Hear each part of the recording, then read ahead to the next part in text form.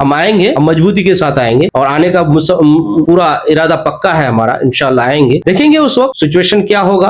BJP वाला जदयू को vote नहीं दे रहा, जदयू वाला बीजेपी को वोट नहीं दे रहा। वहां पे उन लोग अंदर की और लड़ाई है, वो लोग वोट ही नहीं देता। एनडीए में तो है, एनडीए का धर्म नहीं निभा रहा। एनडीए में दावा हम नहीं स्वीकार करेंगे क्योंकि एनडीए में हम लोग का यहाँ पे कभी भी ऐसा नहीं रहा है। प्रोफेसर मसीर साहब को भी टिकट मिला, जदयू से मिला ना, उस वक्त भी एनडीए का वो पार्ट था, तो वहां पे नहीं जीत हुई। तो हमको उम्मीद है कि हम मेहनत के बल पर विधानसभा में भी हम मेहनत करके कोशिश करके इंशाल्लाह लोगों ने चाहा तो हम कामयाब हो सकते हैं। सलाम आदाब, मैं रमीज रेजा, आप देख रहे हैं दी गगन टॉक। हमारी मौजूदगी बहादुरगंज नगर पंचायत के चेयरमैन प्रतिनिधि जनाब वसीकुर रहमान साहब के कार्यालय में है। वीडियो काफी दिलचस्प होने वाला है, आप वीडियो में अंत तक बने रहें।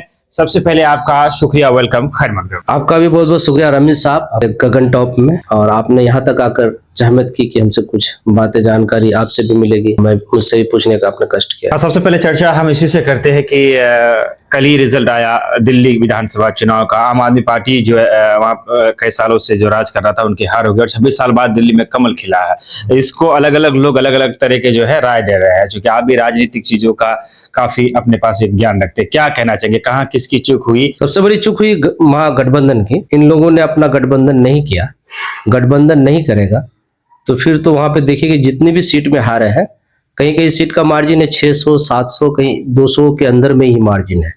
कांग्रेस ने जितना 5000, 6000 वोट लिया तो आम आदमी पार्टी वहां पे 600, 700 से हारी है।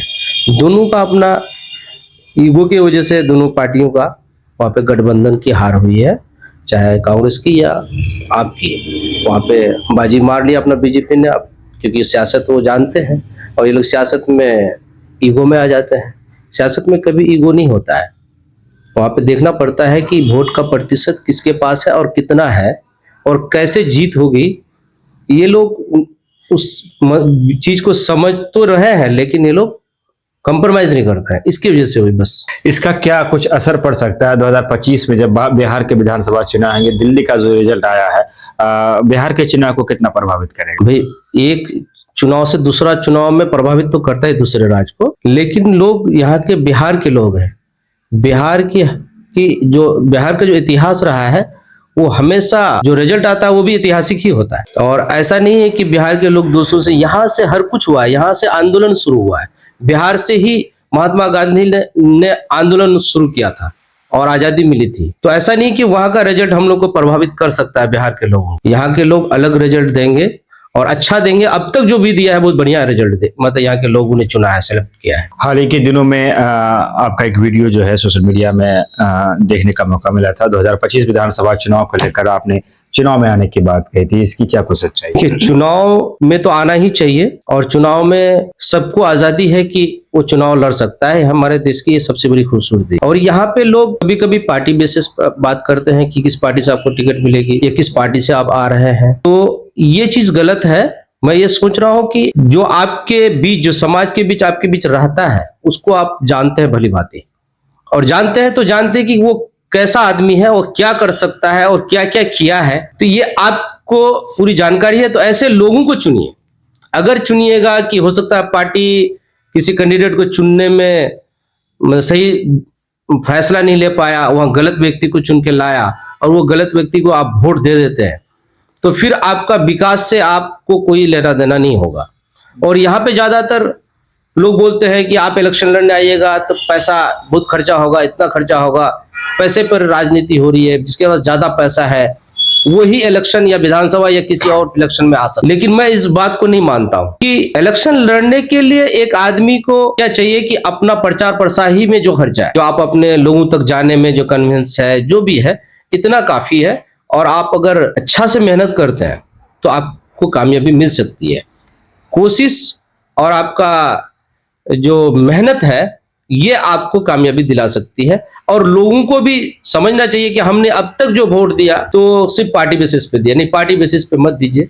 आप व्यक्ति विशेष पर वोट दीजिए, जिस व्यक्ति को आप जानते हैं कि वो क्या कर सकता है या इससे पहले जहां रहा, जहां पे जो काम कर रहा है कैसा कर रहा है, तभी आपका विकास हो सकता है। अगर विकास चाहते हैं, हर तरह का विकास, चाहे रोड हो, पुल हो, सड़क हो, एजुकेशन हो या इंफॉर्मेशन हो, जितने तरह का आप विकास चाहते हैं, तो वो एक व्यक्ति ऐसा चुनिए जिस व्यक्ति को आप जानते हैं। या ऐसा नहीं कि अब ट्रेडिशनल, मेरा बाप दादा हल और बैल से हल जोत रहा, ये खेत जोत रहा था, तो आज भी हम उसी में जोत, अभी ट्रैक्टर आ गया। पहले स्प्रे करते थे हम लोग, किसान हैं हम लोग, इसी से किसान की मिसाल दे रहा हूँ कि स्प्रे करते थे तो वो आपका पंप वाला लेकर करता है, आज ड्रोन से हम लोग स्प्रे कर रहा है, हमारे यहाँ भी ड्रोन से स्प्रे है। मतलब टेक्नोलॉजी हाई आ चुका है, टेक्नोलॉजी पर काम हो रही है।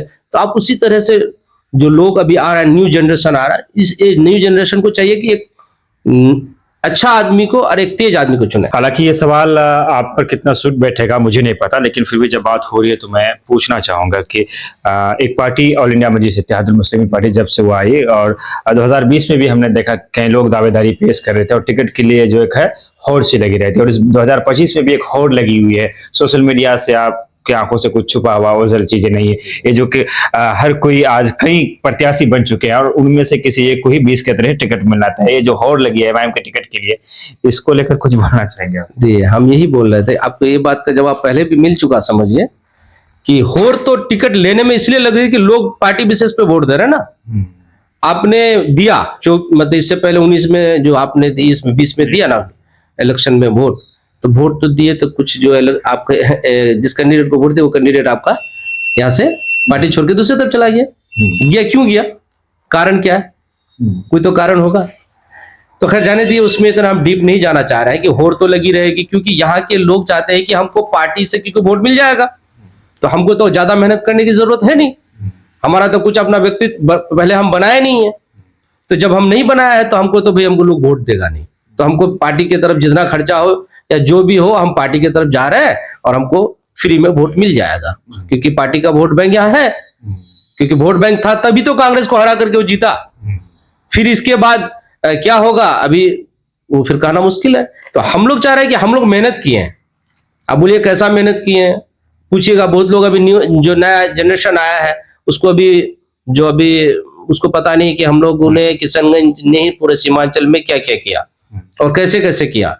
हम लोग मेहनत के बल पर आज यहाँ पे जहां तक पहुंचे हैं, अल्लाह का करम है कि यहाँ तक हम लोग मेहनत के बल पे पहुंचे, पैसे के बल पे नहीं पहुंचे हैं। तो हमको उम्मीद है कि हम मेहनत के बल पर विधानसभा में भी हम मेहनत करके कोशिश करके इंशाल्लाह लोगों ने चाहा तो हम कामयाब हो सकते हैं। इस बार का जो समीकरण बैठेगा, जो आकलन लगाए जा रहे हैं 2025 बहादुरगंज विधानसभा की अगर बात करें, एक तरफ महागठबंधन का कैंडिडेट होगा, एक तरफ जो है एनडीए का गठबंधन का उनका अपना एक वोट बैंक है, दूसरा तरफ जो है क्या बोलते हैं कि एमआईएम हो गया, उनका भी अपना, और कुछ लोग निर्दलीय भी आ सकते हैं इस बार। ऐसे में एनडीए अगर सोच समझ कर किसी ऐसे चेहरे पर दांव खेलती है तो उनका भी एक बड़ा चांस होता है। और ऐसे में वो सिकुर रहमान 50,000 आबादी के बीच अभी रहता है, नगर की कुल जो आबादी है, तो क्या एनडीए अगर आप पर दांव खेले, ऑफर करे, तो उसे आप स्वीकार कर सकते हैं? देखिए, एनडीए में दावा हम नहीं स्वीकार करेंगे, क्योंकि एनडीए में हम लोग का यहाँ पे कभी भी ऐसा नहीं रहा है। प्रोफेसर मसीर साहब को भी टिकट मिला, जदयू से मिला ना, उस वक्त भी एनडीए का वो पार्ट था, तो वहां पे नहीं जीत हुई। लोग यहाँ पे दूसरे तरह के, आप तो देखते हैं कि एक समुदाय का वोट या एक वर्ग का वोट एनडीए की तरफ बिल्कुल फिक्स है, लेकिन वहां पे वोट डाइवर्ट हो जाता है जिस वक्त लास्ट डेट होता है। आप बोलिएगा कैसे डाइवर्ट होता है, वो लोग तो चला जाता है कि नहीं हम लोग जदयू को वोट नहीं देंगे, ठीक है, बीजेपी वाला जदयू को वोट नहीं दे रहा, जदयू वाला बीजेपी को वोट नहीं दे रहा। वहां पे उन लोग अंदर की और लड़ाई है, वो लोग वोट ही नहीं देता है। एनडीए में तो है, एनडीए का धर्म नहीं निभा रहा है। और दूसरा है कि फिर कहा जाइएगा, अगर जदयू अलग हो जाती है तो फिर लोग सोचेंगे क्या यहाँ के लोग एनडीए को वोट नहीं देना चाह रहे। हमारे ये सीमांचल खास के किशनगंज के लोग इस बार कितना, हम ही अपने बारे में बता रहे हैं, मास्टर साहब आए तो उनके साथ हम कोऑपरेट किए तो लोग कहा कि हम एनडीए में नहीं, ऐसा नहीं है। व्यक्ति विशेष, हम बोले ना कि एक अच्छा व्यक्ति जो काम कर रहा हो हम उसको देखते हैं, काम करने वाला आदमी को देख रहे हैं। जैसे कि जो काम नहीं कर रहा उसके पीछे आप जाकर के क्यों अपना दिमाग और अपना वक्त को जाया कर रहा है, या फिर अपना इलाके को क्यों पीछे छोड़ना चाह रहे हैं। तो हम तो भाई चाह रहे हैं कि ठीक है हम आएंगे, हम मजबूती के साथ आएंगे और आने का पूरा इरादा पक्का है हमारा, इंशाल्लाह आएंगे। देखेंगे उस वक्त सिचुएशन क्या होगा, कि अभी तो यहाँ पे ये सीट तो कांग्रेस की है ना, ये सीट कांग्रेस की है, राजद की सीट नहीं है ये, क्योंकि अभी लगभग 17 साल और 5 साल कितना 22 साल से यहाँ पे कांग्रेस ही रही है। उससे पहले भी रही है। तो यहाँ पे भी उस वक्त समीकरण क्या बनेगा? देखिए, राजनीति में कोई कुछ कह नहीं सकता है, पार्टियों का खास करके किस वक्त किसको कहां और कैसे टिकट मिलेगा। अभी मीम के बारे में बोले, मीम का टिकट किसको मिलेगा कहना मुश्किल है। तो यहाँ पे अभी हम किसी पार्टी का, विशेष पार्टी का अभी हम बात नहीं कर रहे कि हम किस पार्टी में जाएंगे या नहीं जाएंगे, या पार्टी में हम क्यों जाए। पार्टी में जाएंगे तो बहुत लोग कहता है कि पैसा है तो लेके जाइएगा तभी आपको टिकट मिलेगा, बोल रहा है ना कि टिकट अगर लेने के लिए पैसे है आपके पास। इस तरह का माहौल बना दिया है, इस तरह का हवा क्रिएट करके रखा है। तो हमारे पास इतना पैसा नहीं है कि हम किसी पार्टी का टिकट खरीद सकते हैं भाई। हम जो पैसा हमारे पास अपना होगा वो हम अपना इलेक्शन में भी खर्चा करके देख सकते हैं। अब बोलिएगा कि इंडिपेंडेंट भी आकर के देख सकते हैं। यहाँ इंडिपेंडेंट का भी इतिहास रहा है कि इंडिपेंडेंट जीत गए। तो सिर्फ साहब जीते थे ना एक बार इंडिपेंडेंट, सबसे पहली बार, तब कांग्रेस उसको टिकट दी। तो इस तरह का माहौल क्रिएट करने के लिए आपको उस तरह के लोग होना होगा, इस तरह का पब्लिक ऐसे आदमी को अगर चुनता है तो आपका विकास होगा। और विकास करने के लिए हम लोग जितना भी काम हम लोग करने के लिए हम सोचे हैं, इंशाअल्लाह अगर लोग चुनते हैं तो मैं इस तरह का काम करने के लिए 24 घंटा पूरे इस इलाके को वक्त दे सकता हूं। अल्लाह का करम है कि मेरे पास फुल वक्त है और हम लोगों की खिदमत के लिए हम लोगों का पहले से ही, आज से नहीं, जब बचपन में थे तब से लेके हाई सेकेंडरी में जब आए तब से हम लोग लोगों के खिदमत में ही लगे हुए हैं और खिदमत का काम कर भी रहे हैं। आपका एक लंबा इतिहास रहा अलीगढ़ मुस्लिम यूनिवर्सिटी के धरना से लेकर तमाम तरह जो चीजें है उस पर हम आना चाहेंगे। एक जो बात है जो कि काफी सुलझे हुए इंसान है आप, और काफी राजनीतिक चीजों को आप यहाँ के समाज के दृष्टिकोण से आप देखते भी हैं। हमारे यहाँ जो वोट होता है एक चीज और होता है, आपने कहा पार्टी की बात की, दूसरी जो चीज इस पर हमने गौर किया बड़ी बारीकी से कि बीजेपी को हराने के नाम पर हम अक्सर वोट करते हैं कि बीजेपी को कौन हरा पड़ता है और हम किसी को भी मौका दे देते हैं। तो ये इस चीज को बीजेपी का एक जो डर दिखाया जाता है, जैसे शोले फिल्म में गब्बर सिंह का डर दिखाया था कि सो जाने तो गब्बर आ जाएगा, हर चुनाव में हमें वोट दे दो नहीं तो बीजेपी दे जाएगा, इस धारणा को कैसे बदलेंगे? इसके लिए आप लोगों को आगे आना पड़ेगा।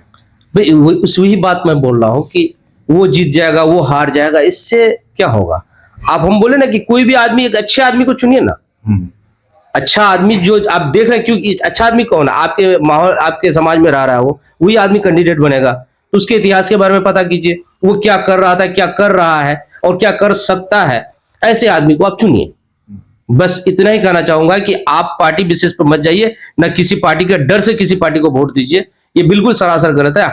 हमको किसी पार्टी से ना डर है, ना किसी पार्टी के दबाव में आकर के हम किसी को वोट देते। आज तक हम लोग किसी का डर या किसी का दबाव में वोट नहीं दिया, और हमारी आजादी का यही मतलब है, किसी का डर से नहीं। अच्छा बीजेपी है, उसका डर से हम क्यों वोट दें? वो हमारा क्या कर लेगा? हमारा संविधान कहाँ गया अगर कुछ कर लेगा? संविधान पे हमारा देश चलता है। कोई पार्टी है, सब पार्टी का संवैधानिक के अंदर में, दायरे में उसका नियम कानून लगा हुआ है सबका।